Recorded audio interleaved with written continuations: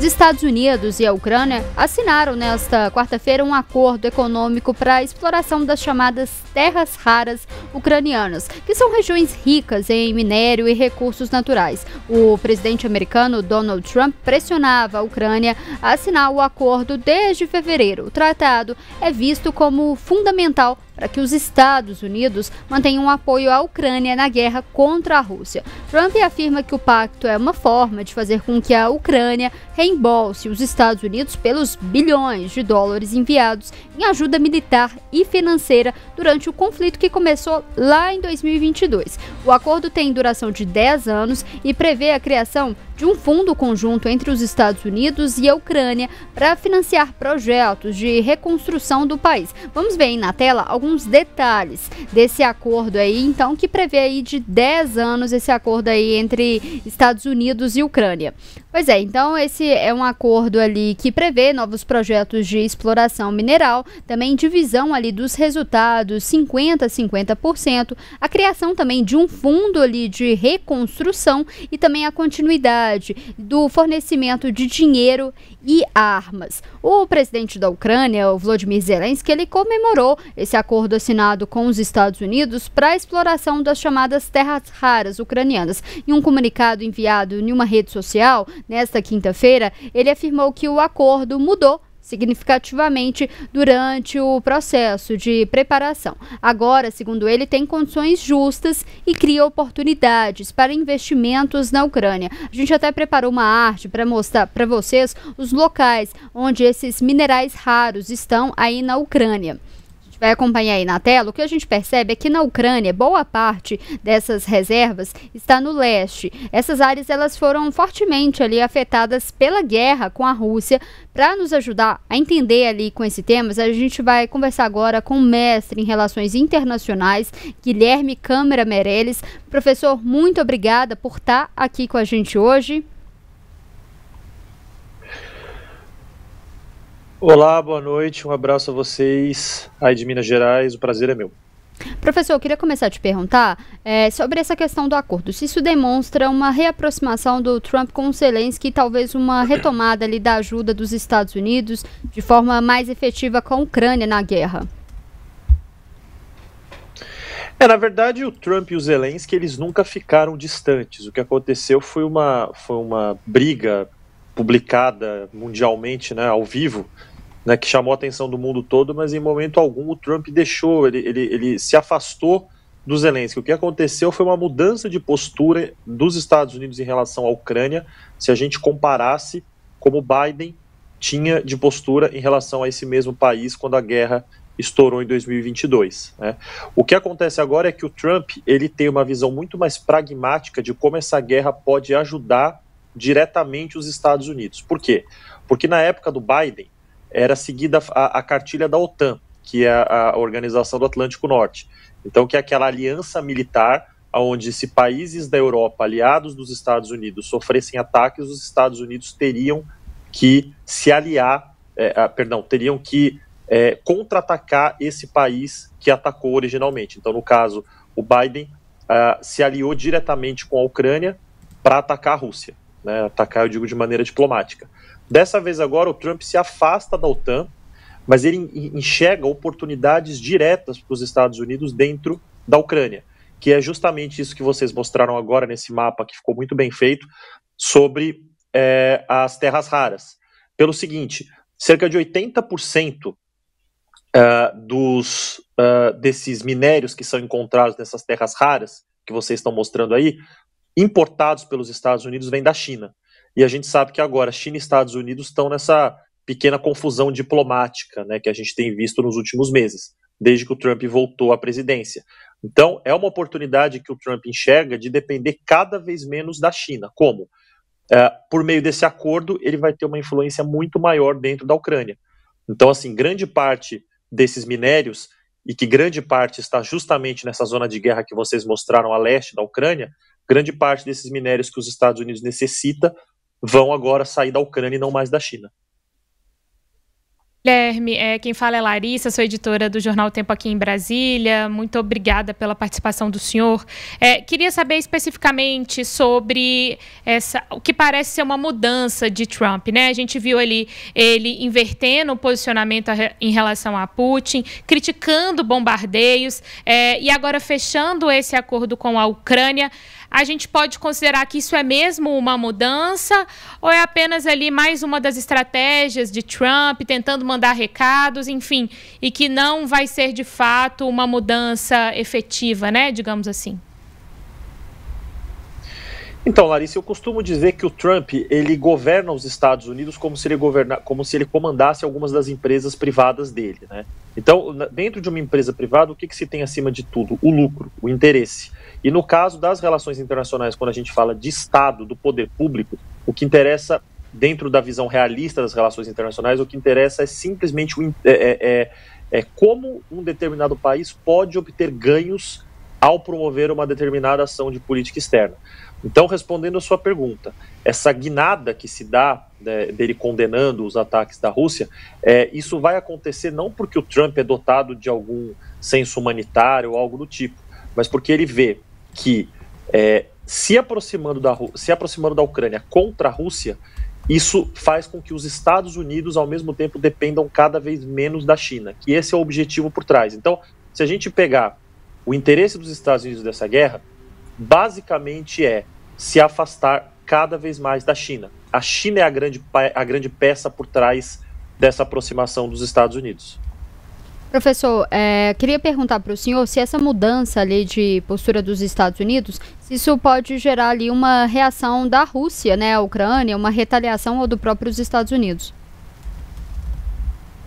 Isso é muito difícil, porque ainda se tem, o próprio Vladimir Putin, ele é da geração da União Soviética, né, onde ele foi criado numa geração onde o grande mal para os soviéticos era os Estados Unidos, ao mesmo tempo que o Trump também foi criado nos Estados Unidos, onde o grande mal era a União Soviética, né? Então, o que se nota, o mindset dos dois é relacionado a esse perigo que o outro país representa. Então, assim, em relação ao armamento russo, ao armamento estadunidense, teriam, nesse momento, capacidade de destruir o mundo, né, que são duas grandes potências militares. Tá? Então, eles têm uma visão de Guerra Fria, né, União Soviética e Estados Unidos. O que eu quero dizer com isso? No sentido de que vão ser sempre ameaças mais no discurso do que na prática. Tá? A própria Ucrânia, ela é uma peça da geopolítica atual, como outros países foram durante a Guerra Fria. Então, vou pegar um exemplo aqui próximo da gente, o Chile, durante a Guerra Fria. Era um país que tinha um governo alinhado com a União Soviética. O que os Estados Unidos fizeram? Apoiar um golpe militar do general Pinochet, que era justamente para afastar o perigo soviético. O que está acontecendo na Ucrânia agora é uma versão repaginada da Guerra Fria. Então, quer dizer, a Ucrânia se torna a peça de interesse entre Rússia e Estados Unidos, só que, no fundo, Estados Unidos jamais vão atacar diretamente a Rússia e a Rússia jamais vai atacar diretamente os Estados Unidos, até porque eles sabem que eles têm um poder mútuo de destruição, né? Sim, Guilherme, eu estava lendo um pouco mais sobre o acordo, né? Ele prevê ali um fundo conjunto Estados Unidos e Ucrânia para reconstrução, né? Isso de fato tem potencial para sair do papel e a gente precisa considerar isso como uma medida efetiva, né? E necessária, na verdade, diante do próprio conflito. Mas na sua avaliação, o senhor acredita que de fato vai sair do papel e tem capacidade para sim financiar essa reconstrução da Ucrânia? Sim, até porque o Zelensky ele tinha que alegar para a população qual o interesse que a Ucrânia tinha nesse acordo. Porque se a gente pegar o acordo, é a que menos sai ganhando. Quem sai ganhando mais é os Estados Unidos. Então o Zelensky ele tinha que justificar para a população ucraniana por que ele está fazendo esse acordo. E o principal pretexto que ele utiliza é justamente isso, é falar o seguinte, a gente vai praticamente dar o que a gente tem de raro, de importante, de estratégico no nosso solo, que são esses metais importantes, como lítio, como urânio, né, que é voltado diretamente para a produção nuclear, só que a gente vai abrir mão da nossa soberania de recursos, por um lado, só que por outro isso vai possibilitar que a gente consiga um fundo voltado para a reconstrução do país que está em guerra. Então foi o argumento que ele utilizou. Só que assim, se a gente pegar na prática, a Ucrânia ela tem muito mais a perder do que ganhar, porque ela está abrindo mão, o tratado que a gente está falando aqui é de 10 anos, ela está praticamente abrindo mão da soberania de recursos energéticos dela nos próximos 10 anos. Então, quer dizer, é um acordo que é altamente desfavorável para a Ucrânia e bem favorável para os Estados Unidos. Professor, eu queria agradecer a participação aqui do senhor hoje, nesse feriado. Muito obrigado e sempre muito bem-vindo. Volte mais vezes aqui com a gente. Eu que agradeço. Um abraço a vocês. A gente conversou com o mestre em Relações Internacionais, Guilherme Câmara Meirelles. E só para a gente atualizar, uma última informação sobre o governo americano, o presidente dos Estados Unidos, Donald Trump, confirmou nesta quinta-feira que Mike Waltz, envolvido em um escândalo, vai deixar o cargo de conselheiro de segurança nacional. Ele será nomeado como embaixador do país na Organização das Nações Unidas, de acordo com Trump. Waltz, ele foi responsabilizado por adicionar acidentalmente o editor da revista The Atlantic a um grupo privado no aplicativo de mensagens Signal, onde eram discutidas ali detalhes sobre uma campanha de bombardeios dos Estados Unidos no Iêmen. Nesse mesmo anúncio que o Trump fez hoje, ele disse que o secretário de Estado, Marco Rubio, vai acumular o cargo de conselheiro de segurança nacional com a saída de Waltz. Larissa, 100 dias de governo Trump, muitas mudanças, né?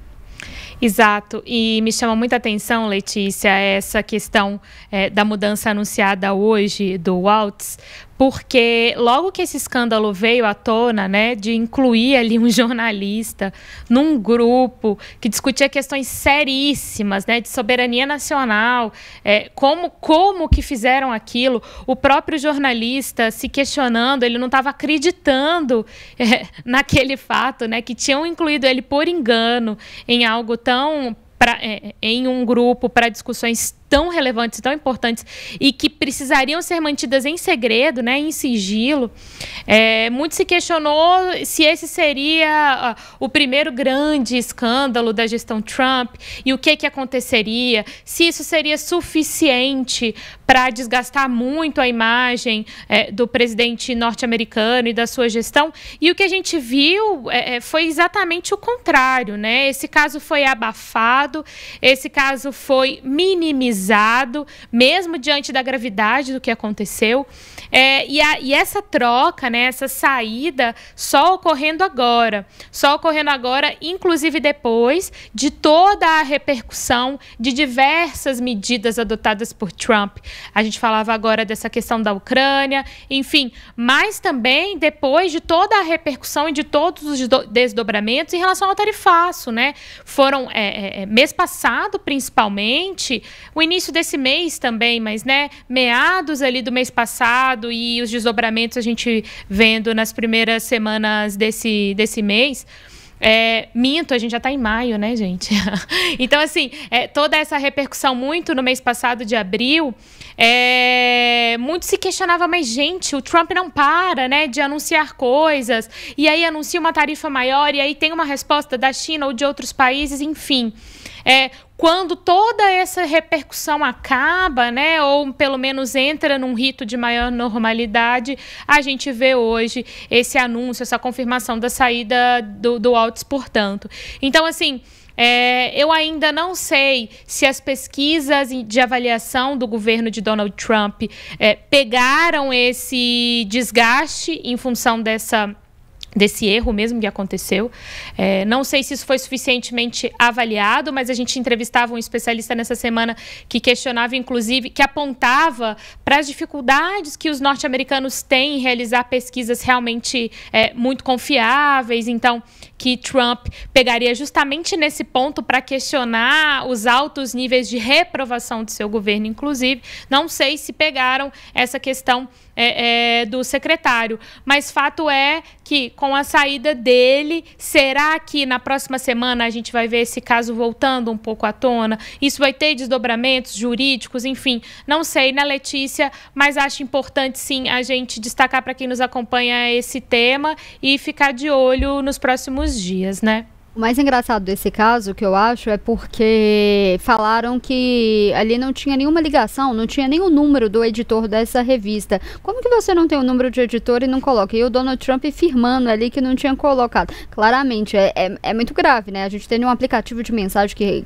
a gente pode ser vazado a qualquer momento, discutir questões estratégicas ali de guerra, muita coisa. Sobre essa questão aí das pesquisas do Donald Trump, eu também, realmente, eu não sei, eu acho que talvez ainda não deu tempo de pegar esse recorte ali, mas a gente já vê alguns desdobramentos disso. A eleição do Canadá mesmo, em que o candidato da direita ali perdeu, era o favorito até um momento e perdeu, a gente já vê todos ali os desdobramentos dessa política ali da direita do Donald Trump. Isso já está ali deixando lastros em outros países. A gente tem que ver como que isso aqui vai dar no Brasil. Apesar de que eu acho que a direita americana e a direita aqui brasileira são muito diferentes, né? A direita americana é mais ligada ali para valores conservadores, questão da imigração, e aqui no Brasil, a direita brasileira, claro, tem ali a defesa ali dos padrões ali, da cultura conservadora, mas a direita no Brasil tem mais ali um antipetismo, ódio ao PT. Então vamos acompanhar o que vai acontecer daqui para frente.